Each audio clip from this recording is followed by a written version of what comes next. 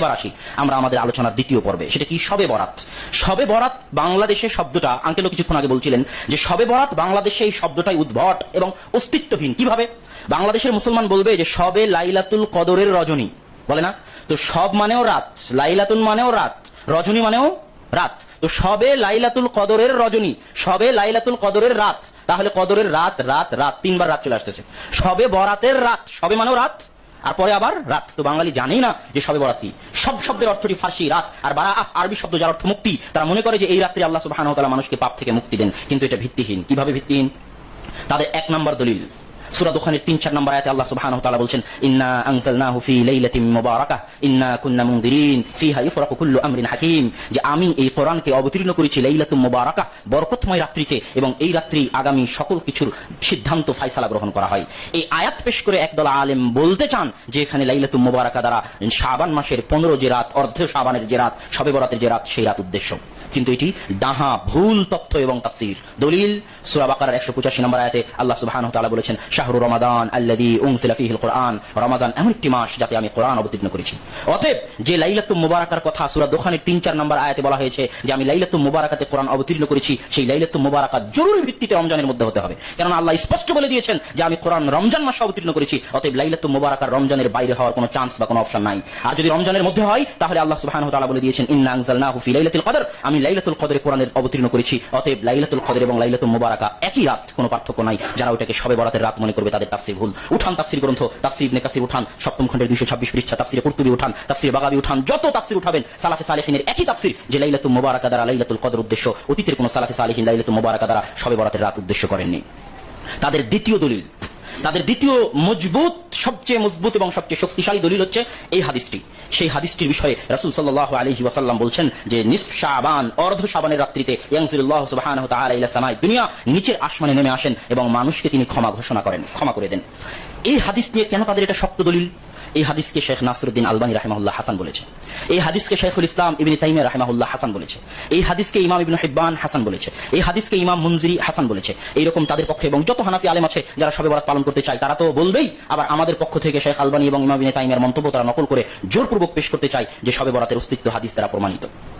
অতএব এই হাদিসের বিষয়টি আমাকে এবং আপনাকে, যদিও এটা দার্স নয়, জুমার খুতবা, দার্স হলে ডিটেইলস বিস্তারিত আলোচনা করা যেত এই হাদিসের উপর, কিন্তু কিছু সারমর্ম আপনাদের সামনে পেশ করতে চাই যাতে আপনাদের বুঝতে সুবিধা হয় যে কেন আমরা আলবানী রাহিমাহুল্লাহ বলার পরেও, ইবনে তাইমিয়া রাহিমাহুল্লাহ বলার পরেও আমরা মানতে চাই না বা চাচ্ছি না।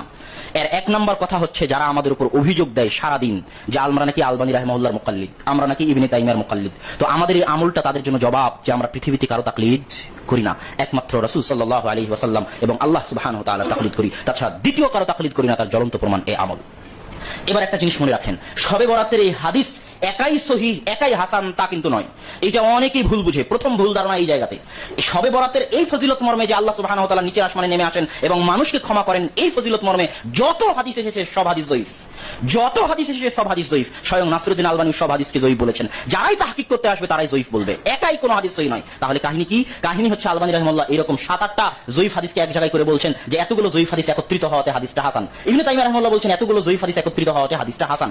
এটা হচ্ছে কাহিনী। কেউ যদি মনে করে যে হাদিস একাই সহিহ তাহলে ভুল করবে। আপনাকে জানতে হবে হাদিসের 4টি প্রকার আছে। এক, সহিহ লিজাতিহি, সহিহ লিগাইরিহি, হাসান লিজাতিহি, হাসান লিগাইরিহি। মনে না থাকলেও একটু বুঝার চেষ্টা করেন। হাদিস সহিহ হওয়ার জন্য 5টি শর্ত। মা রাওয়াহু তামুদ দাবতি, আদলুন মুত্তাসিলুস সানাদি, ওয়া মুআল্লিন ওয়ালা শাযদিন। যে হাদিসকে ন্যায়পরায়ণ রাবী বর্ণনা করে, স্মৃতিশক্তিতে মজবুত রাবী বর্ণনা করে, ছাত্র শিক্ষক শুনেছে প্রমাণিত, যে ছাত্রর নিকট থেকে শিক্ষক শুনেছে, শিক্ষক তার শিক্ষকের নিকট থেকে শুনেছে, কোনো বিচ্ছিন্নতা নাই। 4, হাদিস শায নয়, তার চাইতে বেশি সহিহ হাদিসের বিরোধী নয়। 5, হাদিসের মধ্যে কোনো গোপন ত্রুটি, গোপন ইল্লাত নাই। এই 5টি শর্ত পাওয়া গেলে হাদিস সহিহ লিজাতিহি। যদি 5টি শর্তের মধ্যে শুধু স্মৃতিশক্তিতে অল্প দুর্বলতা, সামান্য দুর্বলতা যেটা কাটিয়ে ওঠা যাবে, সেই হাদিসকে বলে হাসান লিজাতিহি। এবার হাসান লিজাতিহি হাদিস যখন বিভিন্ন সানাদ থেকে আসে, যেমন শবে বরাতের হাদিসটা 7-8টা জায়গা থেকে আসার কারণে আলবানী রাহিমাহুল্লাহ বলতেছে হাসান লিগাইরিহি, এরকম হাসান লিজাতিহি হাদিস যদি বিভিন্ন সানাদ থেকে আসে তাহলে এটাকে বলে সহিহ লিগাইরিহি। আর এবার যে হাদিসের মধ্যে দুর্বলতা আছে কিন্তু হালকা দুর্বলতা, সেই হাদিস যখন বিভিন্ন সানাদ থেকে আসে সেই হাদিসকে বলে হাসান লিগাইরিহি। এটা হচ্ছে সহিহের সর্বনিম্ন স্তর। হাসান লিগাইরিহি হাদিস দুর্বল কিন্তু বিভিন্ন সানাদ থেকে আসার কারণে কেউ হাসান বলে। আর উসুলে হাদিসের জগতে সব সবচেয়ে কঠিন আলোচনা, সবচেয়ে ভয়াবহ আলোচনা, সবচেয়ে ভয়ঙ্কর আলোচনা হচ্ছে এটা। এত সহজ নয় যে আপনি দুইটা তিনটে হাদিস জয়ীফ এক জায়গায় করলেন আর বলে দিলেন যে এই হাদিসটা হচ্ছে হাসান লিগাইরিহি। এটা এত সহজ নয়। এই জন্য যত ইখতিলাফ মুহাদ্দিসিনদের মধ্যে তৈরি হয়েছে তার অধিকাংশ ইখতিলাফ এই জায়গায় তৈরি হয়েছে। আপনি মুহাদ্দিসদের অনেক মুনকিরে হাদিস আছে যারা অভিযোগ উত্থাপন করে যে তোমাদের মুহাদ্দিসদের মধ্যে তো হাদিস সহিহ জয়ীফ নিয়ে ইখতিলাফ। আরে এরকম কোন ইখতিলাফ তুমি পাবা না যে এক মুহাদ্দিস একটা হাদিসকে সহিহ বলতেছে আর আরেক মুহাদ্দিস ওই হাদিসকে জাল বলতেছে, এরকম ইখতিলাফ নাই। কথা মনে হয় বুঝাতে পারিনি। ইখতিলাফ কোন জায়গায়? এক মুহাদ্দিস একটা হাদিসকে জয়ীফ বলতেছে আর আরেক মুহাদ্দিস মানতেছে যে ওই হাদিস জয়ীফ, কিন্তু আরো 3-4 সানাদ থেকে আসার কারণে ওই মুহাদ্দিস ওই হাদিসকে হাসান বলতেছে। এই জায়গাতেই হচ্ছে অধিকাংশ ইখতিলাফ, এর বাইরে হাদিসে কোনো ইখতিলাফ নাই। সব জায়গায় অধিকাংশ 90% ক্ষেত্রে মুহাদ্দিসদের সিদ্ধান্ত একমত। তো এখানেও এই হাদিসে ইখতিলাফ হয়ে গেছে। তো আমি আপনাকে আগে যেটা বুঝাতে চাইলাম যে শবে বরাতের হাদিস এককভাবে সহিহ হাসান এরকম নয়, অন্যের সহযোগিতা নিয়ে কেউ কেউ বলেছে। এবার সব হাদিসকে এক জায়গায় করার পরেও যারা এই হাদিসকে জয়ীফ বলেছে তারা কারা? সব হাদিসকে এক জায়গা করার পরও, এতগুলো জয়ীফ হাদিসকে একত্রিত করার পরও এই হাদিসকে জয়ীফ বলেছেন ইবনে তাইমিয়ার ছাত্র ইবনুল কাইয়িম রাহিমাহুল্লাহ। এই হাদিসকে জয়ীফ বলেছেন ইমাম কুরতুবী রাহিমাহুল্লাহ। এই হাদিসকে জয়ীফ বলেছেন ইবনুল আরাবী রাহিমাহুল্লাহ। এই হাদিসকে মুতাকাদ্দিমিন যত মুহাদ্দিস গেছেন তাদের কারো পক্ষ থেকে এই হাদিসকে হাসান বা সহিহ মন্তব্য পাওয়া যায় না। এমনকি আলবানী রাহিমাহুল্লাহর সমকালীন যারা আছেন, ইবনে বাজ রাহিমাহুল্লাহ, ইবনে উসাইমিন রাহিমাহুল্লাহ, এমনকি আলবানী রাহিমাহুল্লাহর ছাত্র যারা আছেন তারাও এই হাদিসকে জয়ীফ বলেছেন সব সানাদকে একত্রিত করার পরেও। শুধু তাই নয়, বর্তমান ভারত, পাকিস্তান, বাংলাদেশে হানাফিদের বিখ্যাত আলেম, যেহেতু আমাদের মন্তব্য পেশ করে তো আমরাও একটু তাদের মন্তব্য পেশ করি। হানাফিদের বিখ্যাত আলেম মুফতি তাকি উসমানী পাকিস্তানি, তিনি তার দারসে তিরমিজির 2য় খণ্ডের মধ্যে এই হাদিসের সকল সানাদকে একত্রিত করার পরও শবে বরাতের ফজিলতের এই হাদিসকে জয়ীফ বলেছেন। সম্মানিত উপস্থিতি, এবার আমরা বললাম যে ডিটেইলস আলোচনা করা যাবে না, কিন্তু সারমর্ম বলি যে এই হাদিসকে আমরা কেন দুর্বল বলে গণ্য করি। এই হাদিসকে দুর্বল বলে গণ্য করার কয়েকটি কারণ আছে, সেই কারণগুলো আপনাদের সামনে পেশ করি। সূক্ষ্ম কারণ, 1 নাম্বার সূক্ষ্ম কারণ, এই হাদিসের যত সানাদ আছে সব সানাদ কোথাও না কোথাও গিয়ে মাকহুল রাহিমাহুল্লাহর নিকটে গিয়ে মিলিত হয়। যখনই আপনি শাহেদ যে এই হাদিস বিভিন্ন সাহাবী থেকে এসেছে, শবে বরাতের হাদিস আয়েশা রাদিয়াল্লাহু তাআলা আনহা থেকে এসেছে, শবে বরাতের হাদিস উসামা বিন যায়েদ থেকে এসেছে, অমুকের নিকট থেকে এসেছে, তো এগুলোকে আপনি বলতেছেন এই হাদিসটা মজবুত করতেছে এতগুলো সানাদ থেকে আসার কারণে। কিন্তু আমি বলবো একটা সূক্ষ্ম জিনিস আপনার চোখে এড়িয়ে গেছে, সেটা কি? এত সাহাবী থেকে আসলেও সানাদ নিচে এসে একজনের নিকটেই কোনো না কোনো ভাবে মিলিত হচ্ছে, তিনি হচ্ছেন মাকহুল রাহিমাহুল্লাহ। এবার ইবনে রাজব হাম্বলী রাহিমাহুল্লাহ তার লাতাইফুল মাআরিফ এই বইয়ের মধ্যে একটা সূক্ষ্ম কথা বলে গেছেন, অতি সূক্ষ্ম কথা, যে মাকহুল রাহিমাহুল্লাহ এই হাদিসটা অধিকাংশ সময় মুরসালান বর্ণনা করতেন, মাঝখানে কাউকে উল্লেখ করতেন না, ডাইরেক্ট বলতেন ক্বালা রাসূলুল্লাহ সাল্লাল্লাহু আলাইহি ওয়াসাল্লাম। আর ওই মাঝখানের ব্যক্তিটা ছিল কাব আল আহবার, একজন ইহুদি পণ্ডিত যিনি পরবর্তীতে মুসলিম হয়েছিলেন, এবং অনেক সানাদে সেটা স্পষ্ট হয়েছে যে মাকহুল রাহিমাহুল্লাহ হাদিসটা কাব আল আহবার থেকে শুনেছে। এবং কাব আল আহবার ইসরাইলি রিওয়ায়াতের মধ্যে থেকে এটা বর্ণনা করত যে ইসরাইলি রিওয়ায়াতে শবে বরাতের ফজিলতে এই আছে, সেখান থেকে মাকহুল রাহিমাহুল্লাহ নিতেন এবং বলতেন। কিন্তু এই সূক্ষ্ম বিষয়টা অনেকের চোখে এড়িয়ে গেছে। এটা 1 নম্বর সূক্ষ্ম বিষয় যেটা ইবনে রাজব হাম্বলী রাহিমাহুল্লাহ তার লাতাইফুল মাআরিফের মধ্যে উল্লেখ করেছেন। 2, এই হাদিসের যতভাবে হাদিস বর্ণিত হয়েছে সব মাতানের মধ্যে, মাতান মানে মূল টেক্সট, সানাদ শেষ হওয়ার পর যেখান থেকে আল্লাহ রাসূলের কথা শুরু হয়, ওই টেক্সটের মধ্যে ইখতিলাফ আছে, ইজদিরাব। কোথাও বলতেছে, কোন হাদিসে বলতেছে আল্লাহ সুবহানাহু ওয়া তাআলা শেষ আসমানে নেমে এসে ক্ষমা করে দিবেন, কোনো শর্ত নাই, শর্ত ছাড়াই। আরেক হাদিসে বলতেছে আল্লাহ সুবহানাহু ওয়া তাআলা ক্ষমা করে দিবেন, শর্ত আছে। কি শর্ত? তাকে মুশরিক হওয়া যাবে না এবং তাকে মুশাহিন হিংসা বিদ্বেষ রাখা যাবে না অন্য মুসলিম ভাইয়ের প্রতি। এই দুটো শর্ত আছে। আবার আরেক সানাদে এই 2 শর্তের জায়গায় অন্য শর্ত আছে, কি? কাতিলু নাফসিন, আত্মহত্যাকারী হওয়া হবে না। তো শর্তের মধ্যে ইখতিলাফ আছে। আরেক হাদিসে কোনো শর্তই নাই, সরাসরি ডাইরেক্ট ক্ষমার কথাও নাই। কি আছে? আল্লাহ সুবহানাহু ওয়া তাআলা নিচে আসমানে নেমে এসে বলেন হাল মিন মুস্তাগফির ইস্তাগফিরুনি, আছে কি কোনো ক্ষমা প্রার্থনাকারী যে আমার নিকটে ক্ষমা চাইবে? আছে কি কোনো সাহায্য প্রার্থনাকারী যে আমার নিকটে সাহায্য চাইবে? এখানে ক্ষমারও ঘোষণা নাই, শর্তও নাই। যদি এতটুকুই হয় তাহলে আল্লাহ সুবহানাহু ওয়া তাআলা প্রত্যেক দিন শেষ রাতের অংশে নিচে আসমানে নেমে এসে এই ডাক দেন। অতএব শবে বরাতের আলাদা কোনো ফজিলত তখন বাকি থাকে না। এটা প্রতিদিনের ব্যাপার। আল্লাহ সুবহানাহু ওয়া তাআলা প্রতিদিন নিচে আসমানে নেমে এসে এই আহ্বান করেন শেষ রাতে যে হাল মিন মুস্তাগফির ইস্তাগফিরুনি, আছে কি কোনো ক্ষমা প্রার্থনাকারী আমার নিকটে ক্ষমা চাইবে? যদি এতটুকু হয় তাহলে শবে বরাতের আলাদা কোনো ফজিলত বাকি থাকে না। 3 নম্বর সূক্ষ্ম বিষয় হচ্ছে যে ইসলামী শরীয়তের যদি আমি ইহাতা করি, ইসলামী শরীয়তকে যদি চোখের সামনে নিয়ে আসি, পুরো ইসলামী শরীয়তকে, তাহলে ইসলামী শরীয়তকে চোখের সামনে আনলে আমি দেখতে পাবো যে ইসলামী শরীয়তের একটা সিস্টেম, একটা নিয়ম হচ্ছে যখনই কোনো ফজিলত দিয়েছে তখনই ফজিলতের সাথে আমল দিয়েছে, যখনই কোনো ফজিলত দিয়েছে তখন ফজিলতের সাথে আমল দিয়েছে। লাইলাতুল কদরের ফজিলত দিয়েছে, ফজিলতের সাথে আমল দিয়েছে যে লাইলাতুল কদরে রাত জেগে সালাত আদায় করতে হবে। যখন যেখানে ফজিলত দিয়েছে, মসজিদে নববীর ফজিলত দিয়েছে, ফজিলতটা কিভাবে পাবো? মসজিদে নববীতে গিয়ে সালাত আদায় করলে ফজিলত পাবো। কাবা ঘরের ফজিলত দিয়েছে, ফজিলত কিভাবে পাবো? সেখানে গিয়ে সালাত আদায় করলে ফজিলত পাবো, তাওয়াফ করলে ফজিলত পাবো। যত আমল আছে, যত আমল, আরাফা দিন আল্লাহ সুবহানাহু ওয়া তাআলা ফজিলত দিয়েছে, ফজিলতের সাথে আমল দিয়েছে যে সেদিন আপনাকে কি রাখতে হবে? সিয়াম রাখতে হবে। ইসলামী শরীয়তকে সামনে রাখলে এরকম পাওয়া যায় না যে শুধু ফজিলত আছে আমল নাই, শুধু ফজিলত আছে আমল নাই, এরকম উদাহরণ নগণ্য বিরল পাওয়া যায় না। অতএব ইসলামী শরীয়তকে সামনে রাখলে এটাই হওয়া উচিত ছিল যে যদি শবে বরাতের ফজিলত থাকে তাহলে শবে বরাতের দিন কি দিতে হবে? আমল দিতে হবে। কথা মনে বুঝাতে পারিনি? যদি শবে বরাতের ফজিলত থাকে তাহলে কি থাকতে হবে? আমল থাকতে হবে। কিন্তু শবে বরাতের দিন আমলের ব্যাপারে সহিহ হাদিস তো বহু দূরের কথা, একটা জয়ীফ হাদিসও নাই যে শবে বরাতের দিন সালাত আদায় করো, শবে বরাতের দিন সিয়াম রাখো, শবে বরাতের দিন কবর জিয়ারত করো, শবে বরাতের দিন রুহরা ফিরে আসে, শবে বরাতের দিন হালুয়া রুটি বানাও। শবে বরাতের দিনের ফজিলতের হাদিস নিয়ে তো আমি আলোচনা করলাম, কিন্তু ফজিলত যদি মেনেই নেই তাহলে আমলের ব্যাপারে সহিহ হাদিস দূরে থাকে, একটা জয়ীফ হাদিসও নাই। তখন তুমি বলবা এখানে আরেকটা কথা বলিনি যে তাহলে ক্ষমা করবে, যে শবে বরাতের দিন আল্লাহ সুবহানাহু ওয়া তাআলা নিচের আসমানে নেমে আসবেন এবং ক্ষমা করে দিবেন, এতটুকুই হাদিস। যে হাদিসটা আমরা দাবি করতেছি এখনো যে হাদিস জয়ীফ, এবং আরো বিস্তর ডিটেইলস আলোচনা করলে স্পষ্ট হয়ে যাবে যে আলবানী রাহিমাহুল্লাহ এবং ইবনে তাইমিয়া রাহিমাহুল্লাহ সিদ্ধান্তের মধ্যে ত্রুটি আছে। এটাই সঠিক সিদ্ধান্ত যে হাদিসের মধ্যে ইল্লাত আছে, এই হাদিসের মধ্যে ইজতিরাব আছে, এই হাদিস জয়ীফ, দুর্বল। সানাদগুলো গভীরভাবে বিশ্লেষণ করলে সেটা ধরা পড়ে, কিন্তু জুমার খুতবায় ওইভাবে ডিটেইলস বলা সম্ভব নয়। কোনোদিন যদি দাস হয় তাহলে সেখানে স্পষ্টভাবে পেশ করার চেষ্টা করব ইনশাআল্লাহ। এখন যদি আমল নাই, ফজিলত আছে, তাহলে কি প্রমাণিত হচ্ছে যে কেউ যদি শবে বরাতের রাত্রে গুনাহের কাজে লিপ্ত থাকে, কেউ যদি শবে বরাতের রাত্রিতে গান বাজনা নিয়ে ব্যস্ত থাকে, কেউ যদি শবে বরাতের রাত্রিতে সালাত সিয়াম কিছুই না করে, তবু হাদিস অনুযায়ী আল্লাহ সুবহানাহু ওয়া তাআলা তাকে ক্ষমা করে দিবেন।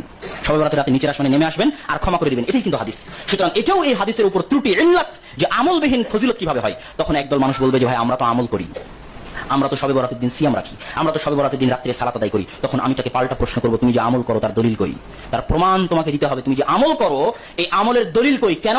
রাসূল সাল্লাল্লাহু আলাইহি ওয়াসাল্লাম বলে, আল্লাহ সুবহানাহু ওয়া তাআলা বলে গেছেন, আল ইয়াউমা আকমালতু লাকুম দীনাকুম ওয়া আতমামতু আলাইকুম নি'মাতি ওয়া রাদিতু লাকুমুল ইসলাম দীনা। আজকে আমি দ্বীনকে পরিপূর্ণ করে দিলাম। বিদায় হজ্জের দিন এই আয়াত অবতীর্ণ হয়ে রাসূল সাল্লাল্লাহু আলাইহি ওয়াসাল্লাম লক্ষ জনতাকে সামনে সাক্ষী রেখে বলে গেছেন যে হাল বাল্লাগতুর রিসালাহ, আমি কি আমার রিসালাতের দায়িত্ব পৌঁছে দিয়েছি? সবাই বলেছে হ্যাঁ আপনি আপনার রিসালাতের দায়িত্ব পৌঁছে দিয়েছেন। আল্লাহ রাসূল বলেছেন আল্লাহুম্মা শাহাদ, আল্লাহুম্মা শাহাদ, আল্লাহুম্মা শাহাদ, আল্লাহ তুমি সাক্ষী থাকো আমি আমার রিসালাতের দায়িত্ব পালন করে গেছি। তাহলে এবার রাসূল সাল্লাল্লাহু আলাইহি ওয়াসাল্লামের মৃত্যুর পরে যদি তুমি কিছু করতে চাও তাহলে তোমাকে দলিল দিয়ে করতে হবে। আমার এই কথা দলিল কি?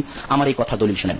একদিন আব্দুল্লাহ বিন আব্বাস রাদিয়াল্লাহু তাআলা আনহু এবং মুআবিয়া রাদিয়াল্লাহু তাআলা আনহু একসাথে উমরা এবং হজ করতেছিলেন। তো কাবা ঘরের চারি সাইডে তাওয়াফ করতেছেন। একই সাথে আব্দুল্লাহ বিন আব্বাসও আছে, মুআবিয়াও আছে রাদিয়াল্লাহু তাআলা আনহুমা। তাওয়াফ করতে গিয়ে কাবা ঘরের যে চারটি কোণা আছে, এই চারটি কোণার এই কোণা যেটা হাজরে আসওয়াদ আর এই কোণা রুকনি ইয়ামানি, এই দুই কোণাতে রাসূল সাল্লাল্লাহু আলাইহি ওয়াসাল্লাম হাত লাগাতেন, হাত দিয়ে স্পর্শ করতেন। এবার মুআবিয়া রাদিয়াল্লাহু তাআলা আনহু এই দুই কোণা সহ বাকি যে দুইটা কোণা আছে ওই দুইটা কোণাতেও হাত দিতে লাগলেন। তখন আব্দুল্লাহ বিন আব্বাস রাদিয়াল্লাহু তাআলা আনহু জিজ্ঞেস করছেন, লিমা তাসতালিমু হাদাইনি রুকনাইন? মুআবিয়া রাদিয়াল্লাহু তাআলা আনহু, আমি আব্দুল্লাহ বিন আব্বাস আল্লাহ রাসূলের সাথে উমরা করেছি, হজ করেছি, তাওয়াফ করেছি, আল্লাহ রাসূলকে কোনোদিন রুকনি ইয়ামানি এবং হাজরে আসওয়াদ বাদ দিয়ে কোথাও হাত লাগাতে দেখিনি, আপনি কেন বাকি দুইটা রুকনেও বাকি দুইটা কোণাতেও হাত লাগাচ্ছেন? তখন মুআবিয়া রাদিয়াল্লাহু তাআলা আনহু বললেন, আব্দুল্লাহ বিন আব্বাস, হাদা কাবা বাইতুল্লাহ লাইসা মিনহু শাইউম মাহজুরা, এটা তো আল্লাহর ঘর, এটা তো কাবা, মহান ঘর, অতি দামি ঘর। এই ঘরের কিছু অংশ কি পরিত্যাগ করা যেতে পারে? এই ঘরের কোন অংশ কি ছেড়ে দেওয়া যেতে পারে? এই ঘরের প্রত্যেক অংশে আমি হাত লাগাতে চাই। এবার আব্দুল্লাহ বিন আব্বাস রাদিয়াল্লাহু তাআলা আনহু কিছু বললেন না, একটা আয়াত ছাড়া, সূরা আহজাবের 21 নম্বর আয়াত, লাকাদ কানা লাকুম ফি রাসূলিল্লাহি উসওয়াতুন হাসানাহ, দুনিয়ার মানুষ তোমাদের জন্য রাসূল সাল্লাল্লাহু আলাইহি ওয়াসাল্লামের মধ্যে রয়েছে উত্তম সর্বোত্তম আদর্শ।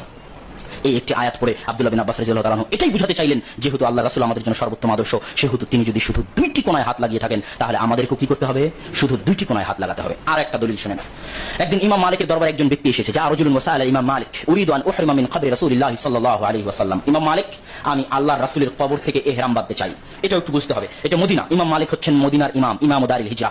মদিনার মানুষদের ইহরাম বাঁধার জায়গা হচ্ছে মক্কার দিকে 15-20 কিলোমিটার যেতে যুলহুলাইফা নামক একটা জায়গা আছে, ওখান থেকে রাসূল সাল্লাল্লাহু আলাইহি ওয়াসাল্লাম ইহরাম বাঁধতেন। ওটা হচ্ছে মদিনাবাসীর ইহরাম বাঁধার জায়গা, মক্কার দিকে যেতে 15-20 কিলোমিটার। তো এই ব্যক্তি ইমাম মালিককে এসে জিজ্ঞেস করতেছে, ইমাম মালিক, উরিদু আন উহরিমা মিন কবরি রাসূলিল্লাহ, ইমাম মালিক, আমি আল্লাহর রাসূলের কবরের পাশে থেকে আল্লাহর রাসূলের মসজিদ, শ্রেষ্ঠ মসজিদগুলোর একটি মসজিদে নববী থেকে ইহরাম বাঁধতে চাই, কোনো সমস্যা আছে কি? তখন ইমাম মালিক বলছেন, লা তাফআল আখশা আন তাকা ফিল ফিতনা, এরকম করিও না, আমি ভয় পাচ্ছি যদি তুমি এরকম করো তাহলে তুমি ফিতনার মধ্যে পতিত হবে। এবার ওই ব্যক্তির জবাব আর 1-2 দিন পরে যারা শবে বরাত পালন করবে তাদের জবাব একই। তারা কি বলবে? তারা বলবে যে আমরা তো সালাত আদায় করতেছি, সালাত আদায় করা কি খারাপ কাজ? সালাত আদায় করা তো ভালো কাজ। আমরা তো শবে বরাতের দিন সিয়াম রাখতেছি, সিয়াম রাখা কি খারাপ কাজ? সিয়াম রাখা তো ভালো কাজ। এমনকি শাহজালাল বিমানবন্দর থেকে যারা ইহরামের কাপড় পরে এবং শাহজালাল বিমানবন্দর থেকে যারা লাব্বাইক আল্লাহুম্মা লাব্বাইক বলে, তাদেরকেও যদি জিজ্ঞেস করেন যে ভাই আমাদের ইহরাম বাঁধার জায়গা তো ইয়ালামলাম, তো আপনি এখান থেকে কেন ইহরাম বাঁধছেন, এখানে কেন লাব্বাইক পড়তেছেন, তো তারও জবাব হবে একই জবাব যে জবাব ইমাম মালিককে ওই লোকটা দিচ্ছে। ইমাম মালিক যখন তাকে বলল তুমি এরকম কইও না, তখন ওই লোক কি বলতেছে, আইয়ু ফিতনাতিন হাদিহি ইল্লা নাজিদ আমিয়ালান। ইমাম মালিক কিসের ফিতনার কথা বলেন? এটা আবার কিসের ফিতনা? আমি যদি যুলহুলাইফা পার হয়ে চলে যেতাম তাহলে ফিতনা হতো, এটা বুঝতে পারতাম, কথা ঠিক আছে। আমি তো যুলহুলাইফা পার হয়ে চলে যাইনি, যুলহুলাইফার 15-20 কিলোমিটার আগে, তাও আবার আল্লাহ রাসূলের মসজিদে, তাও আবার আল্লাহ রাসূলের কবরের পাশ থেকে ইহরাম বাঁধতে চাই, এর মধ্যে ফিতনার আবার কি আছে আমার তো বুঝে আসে না। আপনি বলছেন আমি ফিতনায় পতিত হব। তখন ইমাম মালিক রাহিমাহুল্লাহ বলছেন, আল্লাহর বান্দা, আইয়ু ফিতনাতিন আযমু মিন হাদিহি সাবাকতা ইলা ফাদিলাতিন কাসার আনহা রাসূলুল্লাহ সাল্লাল্লাহু আলাইহি ওয়াসাল্লাম। এই আল্লাহর বান্দা, এর চেয়ে বড় ফিতনা আর কি হতে পারে? তুমি এমন আমল, এমন কাজ, এমন ফজিলতের দিকে এগিয়ে যাচ্ছ, যে আমল, যে কাজ, যে ফজিলতের পিছনে আসমানের নিচে জমিনের উপরে সর্বশ্রেষ্ঠ মানুষ, সর্বোত্তম মানুষ, সবচেয়ে পরহেজগার মানুষ, সর্বশ্রেষ্ঠ রাসূল মুহাম্মদ সাল্লাল্লাহু আলাইহি ওয়াসাল্লাম এগিয়ে যাননি। এর চেয়ে বড় ফিতনা হতে পারে না। কেন এটা ফিতনা? যখন আপনি এই কাজে পা দিবেন যেটা রাসূল সাল্লাল্লাহু আলাইহি ওয়াসাল্লাম করেননি, তখন আপনি তাকে দুই ভাবে অপমান করবেন। তখন আপনি তাকে দুইভাবে অপমান করবেন। কিভাবে দুইভাবে? তার আগে একটা হাদিস শুনেন। একদিন রাসূল সাল্লাল্লাহু আলাইহি ওয়াসাল্লামের বাড়িতে আতা সালাসাতু রাহতিন, তিনজন মানুষ, তিনটা দল আল্লাহ রাসূলের বাড়িতে আসলো। ওয়া সাআলা আজওয়াজান নবী সাল্লাল্লাহু আলাইহি ওয়াসাল্লাম, আল্লাহ রাসূলের স্ত্রীদেরকে বিভিন্ন প্রশ্ন করলো। আল্লাহ রাসূল কিভাবে কি করেন না করেন সেগুলো শোনার পর তাকাল্লুহা, তারা আল্লাহ রাসূলের আমলকে অনেক অল্প মনে করো। তারা বলে আইনা নাহনু মিন রাসূলিল্লাহি সাল্লাল্লাহু আলাইহি ওয়াসাল্লাম, কোথায় আল্লাহ রাসূল, কোথায় আমরা? ইগফারু মা তাকাদ্দামা ওয়া মা তাআখার, রাসূল সাল্লাল্লাহু আলাইহি ওয়াসাল্লামের আগে এবং পরের সকল গুনাহ ক্ষমা করে দেওয়া হয়েছে। অতএব আল্লাহ রাসূলের এত কম আমলে চলবে, আমাদের এত কম আমলে চলবে না। তাহলে আমরা কি করব?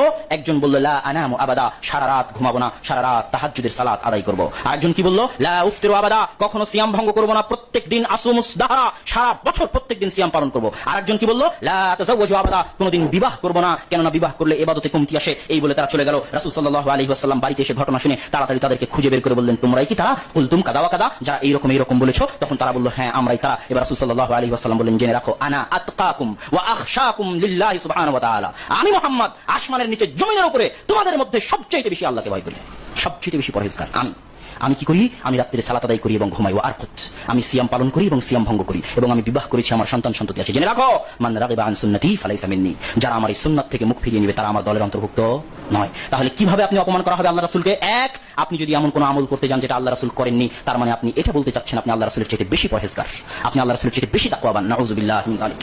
দ্বিতীয় অপমান আপনি কিভাবে করবেন? আপনি বলতে চাচ্ছেন রাসূল সাল্লাল্লাহু আলাইহি ওয়াসাল্লাম তার রিসালাতের দায়িত্ব পালন করে যাননি, নাউযুবিল্লাহ। তিনি তার ধর্মে এটা ছিল যে শবে বরাত দিয়ে যেতে হবে, কিন্তু আল্লাহ রাসূল দিয়ে যাননি। এইভাবে তিনি মুসলিম উম্মাহকে ধোঁকা দিয়ে গেছেন, নাউযুবিল্লাহ। এই দুই দাবির মাধ্যমে আপনি রাসূল সাল্লাল্লাহু আলাইহি ওয়াসাল্লামকে অপমান করবেন। এই জন্য আপনাকে সাবধান হতে হবে। এখানে একটা মূলনীতি বলে যাই, এই মূলনীতি যদি মাথায় থাকে, শিরক বিদআতের মধ্যে, হালাল হারামের মধ্যে পার্থক্য করতে আমার এবং আপনার সুবিধা হবে। এই মূলনীতি বলার পরে আরো একটি গুরুত্বপূর্ণ কথা আছে। মূলনীতি কি? আপনি যদি আমাকে জিজ্ঞেস করেন যে মদ খাওয়া কি সুন্নাত না বিদআত, এই প্রশ্নটা কি ঠিক হবে? এই প্রশ্ন ঠিক হবে না। আপনাকে জিজ্ঞেস করতে হবে মদ খাওয়া হালাল না হারাম, তথা দুনিয়ার সাথে সম্পৃক্ত যা কিছু আছে, ব্যবসা বাণিজ্য, কোর্ট কাচারি, অফিস আদালত, ঘর বাড়ি, সংসার, বিবাহ শাদী, যা কিছু আছে দুনিয়ার সাথে সম্পৃক্ত, তার সাথে সম্পৃক্ত হুকুমের নাম হচ্ছে হালাল অথবা হারাম। আর ইবাদতের জগতে যা কিছু আছে, সালাত, সিয়াম, হজ, যাকাত, জিকির, আজকার, তাসবিহ, তাহলিল, তার সাথে সম্পৃক্ত হুকুমের নাম হচ্ছে সুন্নাত অথবা বিদআত। এবার মূলনীতি কি? হালাল এবং হারামের ক্ষেত্রে মূলনীতি হচ্ছে রাসূল সাল্লাল্লাহু আলাইহি ওয়াসাল্লাম তার হাদিসে আল্লাহ সুবহানাহু ওয়া তাআলা তার কোরআনে যা হারাম করে গেছেন তা বাদ দিয়ে কিয়ামত পর্যন্ত যা যা আবিষ্কার হবে সবই হালাল। আল্লাহ তার কোরআনে এবং আল্লাহ রাসূল তার হাদিসে যা হারাম করেছেন তা বাদ দিয়ে কিয়ামত পর্যন্ত যা আবিষ্কার হবে সবই হালাল। আল্লাহ রাসূল তার হাদিসে বলেছেন, কুল্লু মুসকিরিন খামরুন ওয়া কুল্লু খামরিন হারামুন, প্রত্যেক নেশাদার জিনিস মদ, আর প্রত্যেক মদই হচ্ছে হারাম। আর আল্লাহ কোরআনে বলেছেন মদ হচ্ছে হারাম। এখন কিয়ামত পর্যন্ত যত খাবার আবিষ্কার হবে, যে খাবারের মধ্যে মাদকতা থাকবে না সেই খাবার কি? হালাল। সেটা পোলাও হোক, বিরিয়ানি হোক, পিজ্জা হোক, বার্গার হোক, যেগুলো আল্লাহ রাসূলের যুগে ছিল না, কিয়ামত পর্যন্ত আরো যত নতুন খাবার হবে যেগুলোর মধ্যে আল্লাহ এবং আল্লাহ রাসূল যা হারাম করেছেন তা থাকবে না, সেটা কিয়ামত পর্যন্ত যত নতুনই হোক না কেন তা হালাল।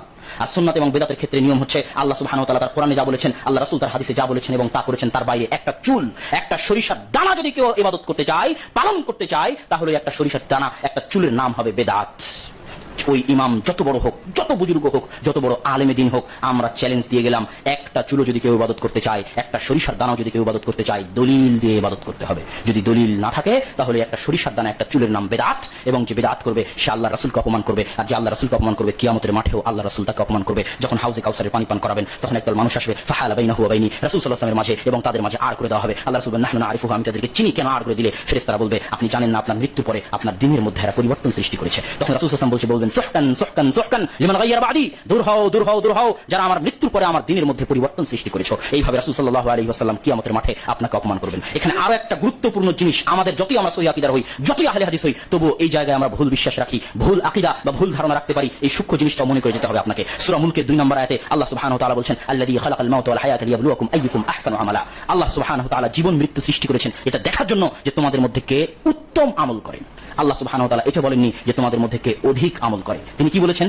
উত্তম আমল করে। এবং সারা কোরআন খুঁজেন, কোরআনের যেখানে আমলের কথা বলেছেন আল্লাহ সুবহানাহু ওয়া তাআলা সেখানে শুধু আমল বলেননি, বলেছেন আমিলা আমালান সালিহ ইয়ামালুস সালিহাত, উত্তম আমল, উত্তম আমলের কথা সেখানে বলেছেন, সৎ আমলের কথা বলেছেন। তথা কেউ যদি 1000 রাকাত সালাত আদায় করে, 1000 দিন সিয়াম রাখে, আর সেটা যদি উত্তম না হয়, সৎ না হয়, তাহলে সেই সিয়ামের কোনো মূল্য নাই, সেই সিয়ামের কোনো দাম নাই, সেই ইবাদতের কোনো দাম নাই। এর একটা সিজদাও যদি হয়, কিন্তু একটা সিজদা যদি উত্তম হয়, সৎ হয়, তাহলে ওই একটা সিজদার দাম আছে, একটা সিজদার মূল্য আছে আল্লাহ সুবহানাহু ওয়া তাআলার দরবারে। তাহলে আমি এবং আপনি উত্তম আমল কিভাবে করব?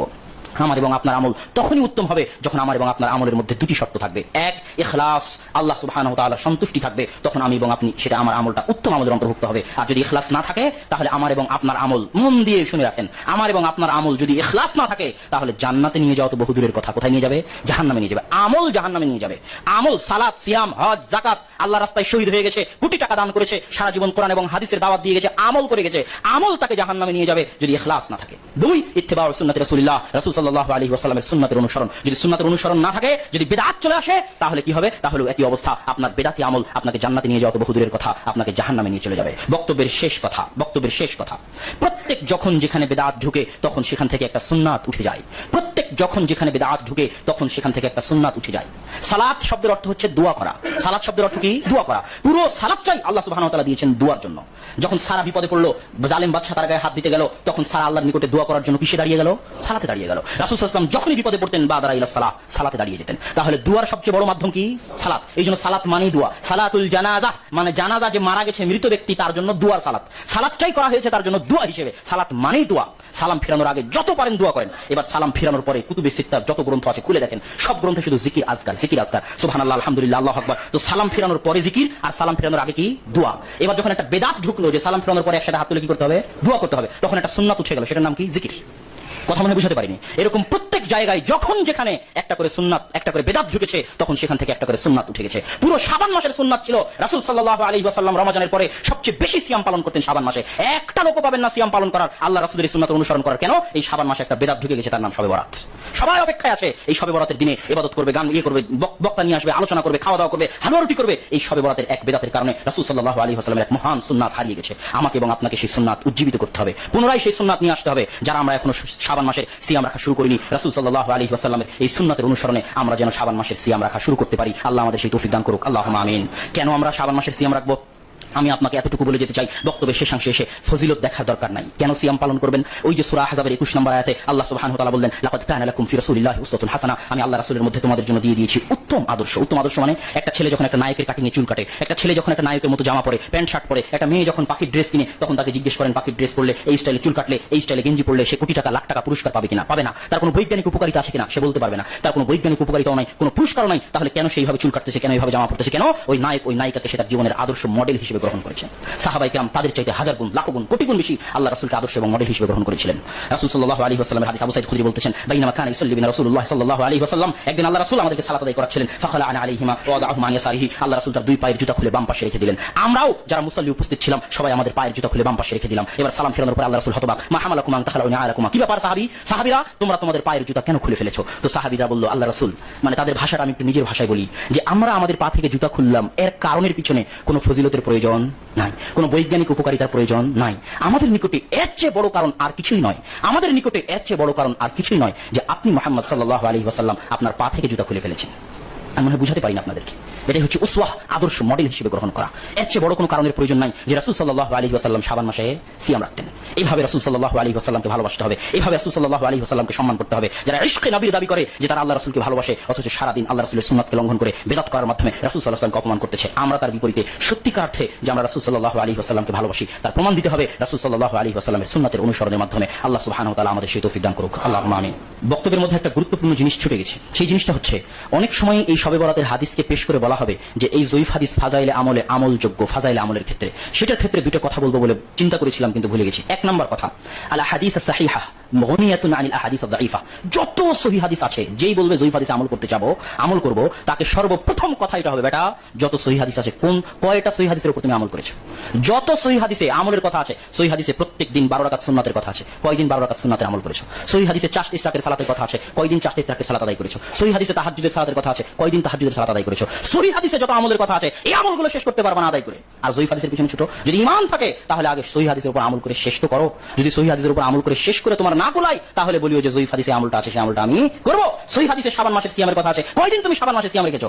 আর শবে বরাত পালন করার জন্য জয়ীফ হাদিসের পিছনে ছোট লজ্জা থাকা দরকার, শরম থাকা দরকার। আগে সহিহ হাদিসের উপর আমল করে শেষ করো, তারপরে জয়ীফ হাদিস খোঁজো। 2 নাম্বার, তারা যে একটা দলিল পেশ করে জয়ীফ হাদিসের পিছনে আমল করার জন্য, যে আব্দুর রহমান বিন মাহদি, আহমদ বিন হাম্বল, তারা বলেছেন যে ইদা রাওয়াইনা ফিল হালাল ওয়াল হারামি তাশাদ্দাদনা ওয়া ইদা রাওয়াইনা ফিল ফাদাইলি তাসাহালনা, আমরা যখন হালাল হারামের বর্ণনা করি তখন শক্ত কঠোর হয়ে যাই, আর যখন আমরা ফাজাইলের বর্ণনা করি, ফাজাইল আমল, তখন আমরা নরম হই, ঢিল দেই, তাসাহুল করি। কার কথা? আহমদ বিন হাম্বলের কথা, আব্দুর রহমান বিন মাহদির কথা। এই কথা পেশ করে তারা দাবি করে যে তোমাদেরই মুহাদ্দিসরা তো বলেছে যে হাদিস যদি হালাল হারামের ক্ষেত্রে হয় তাহলে আমরা বেশি কঠোর হই, আর হাদিস যদি ফাজাইলের ক্ষেত্রে হয় তাহলে আমরা একটু ছাড় দিই, করুক নাহিন ফাজাইল আমলের উপর আমল, এই আমরা একটু ছাড় দিই। এই কথা তো আহমদ বিন হাম্বলের, এই বলে আমাদেরকে ঘায়েল করে। কিন্তু আমাদের যুবকেরা বুঝে না যে এই কথার মধ্যে একটা সূক্ষ্ম গ্যাপ আছে, যে সূক্ষ্ম গ্যাপটা তারা ফাঁকি দিয়েছে। সেটা এই যুগের আরেকজন বড় মুহাদ্দিস আব্দুর রহমান বিন ইয়াহইয়া আল মুআল্লিমি তার লেখা গ্রন্থ আল আনওয়ারুল কাশিফার মধ্যে উন্মোচন করে দিয়েছেন। সেটা কি? মুহাদ্দিসরা এই কথা বলেননি। আবার পড়িয়েন, তারা যখন এই কথা বলবে তখন আরবি ইবারত এবং তার অনুবাদ আবার পড়িয়েন। মুহাদ্দিসরা এটা বলেনি যে যখন আমরা হালাল হারামের হাদিস পাই তখন তার উপর কড়াভাবে আমল করি, তখন সেটাকে যাচাই বাছাই করে যদি সহিহ হয় তখনই গ্রহণ করি এবং আমল করি, আর যখন ফাজাইল আমল আসে তখন জয়ীফ হাদিসের উপরও আমল করি। এই কথা মুহাদ্দিসরা বলেননি। কি বলেছেন? রাওয়াইনা, যখন আমরা বর্ণনা করি, আমল করার কথা কেউ দেখাতে পারবে না। মুহাদ্দিসরা বলেছেন বর্ণনা করি, যখন আমরা হালাল হারামের হাদিস বর্ণনা করি তখন একটু কঠোর হই, আর যখন ফাজাইল আমলের হাদিস বর্ণনা করি, আমল করি নয় বর্ণনা করি, তখন আমরা একটু ঢিল দেই। কেন ঢিল দেন? কেননা যখন ফাজাইল আমলের ক্ষেত্রে যারা শর্ত দিয়েছে আমল করা যাবে, তাদের শর্তের একটা শর্ত হচ্ছে তাহতা আসলিন আমিন, এমন মূল আসল হতে হবে যে আসলটা সাবিত। যেমন আপনাকে উদাহরণ দিই, না দিলে বুঝবেন না। একটা উদাহরণ হচ্ছে প্রত্যেকদিন 12 রাকাত সুন্নাতের পক্ষে সহিহ হাদিস আছে, এটা আসলুন সাবিত, তার পক্ষে সহিহ হাদিস আছে। এখন যদি বাই চান্স কোন জয়ীফ হাদিস ওই 12 রাকাত সালাত, যেই 12 রাকাত সুন্নাত সালাত সহিহ হাদিস দ্বারা প্রমাণিত, ওই 12 রাকাত সুন্নাত সালাতের ফজিলতে যদি কোনো জয়ীফ হাদিস আসে তখন সেটাকে চালানো যেতে পারে, বর্ণনা করা যেতে পারে, যেহেতু তার আসল সাবিত। কথা মনে বুঝাতে পারলাম না? যেমন আরো একটি ফজিলতের, যেমন তাহাজ্জুদের সালাতের ফজিলত, শাবান মাসের সিয়ামের ফজিলত, যে রাসূল সাল্লাল্লাহু আলাইহি ওয়াসাল্লাম শাবান মাসে অধিক সিয়াম রাখতেন। তো আসল সাবিত যে শাবান মাসে অধিক সিয়াম রাখতে হবে, এটা সহিহ হাদিস দ্বারা প্রমাণিত। এখন যদি কোন ফজিলতের হাদিস আছে জয়ীফ, যেটাতে শাবান মাসে অধিক সিয়াম রাখা যাবে তার ফজিলত, তাহলে সেটা মুহাদ্দিসরা বর্ণনা করতেন। কেন বর্ণনা করতেন? যাতে পরবর্তীতে আসা মুহাদ্দিসরা বহু জয়ীফ হাদিসকে জমা করে গবেষণা করতে পারে যে এই বর্ণনাটা সঠিক না বেঠিক, এই বর্ণনাটা হাসান না জয়ীফ। এই জন্য তারা বর্ণনা করতেন, আমল করার কথা বলেননি। বর্ণনা করার পিছনে অনেক রহস্য আছে, অনেক কাহিনী আছে। কি কাহিনী? তারা বর্ণনা সানাদ সহ করতেন। আমি সানাদ সহ বর্ণনা করলাম মানে আমার দায়িত্ব শেষ। কিভাবে দায়িত্ব শেষ? পরবর্তীতে যারাই আসবে তারাই সানাদ বিশ্লেষণ করে দেখবে এই হাদিস সহিহ না এই হাদিস জয়ীফ, অতএব আমি সানাদ সহ বর্ণনা করে দিলাম। দুই, আমি যখন বর্ণনা করে দিলাম তখন পরবর্তীতে যারা গবেষণা করতে আসবে তারা দেখবে যে এই হাদিস এইরকমই আরো 10টা হাদিস তো আমি পাচ্ছি, যেটা হয়তো আমি জানি না, আমি আহমদ বিন হাম্বল জানি না, এইরকম আরো 10টা হাদিস আছে। পরবর্তীতে যারা আসবে তারা জানতে পারবে, তখন সব হাদিসকে একত্রে করে তাদের সিদ্ধান্ত নেওয়া সুবিধা হবে। এই জন্য আমরা বর্ণনা করি, আমল করার কথা কোথাও নাই। অতএব এই কথায় বিভ্রান্ত হওয়া যাবে না যে ফাজাইলে আমলের ক্ষেত্রে আমল করার কথা জয়ীফ হাদিসের উপর মুহাদ্দিসরা বলেছে, এটা দাহা মিথ্যা অপবাদ। তারা বর্ণনা করতেন, শুধু এতটুকু বলেছেন, আমলের কথা কোনো মুহাদ্দিস বলেননি। আল্লাহ সুবহানাহু ওয়া তাআলা আমাদেরকে হেদায়েত দান করুক। আল্লাহুম্মা আমিন।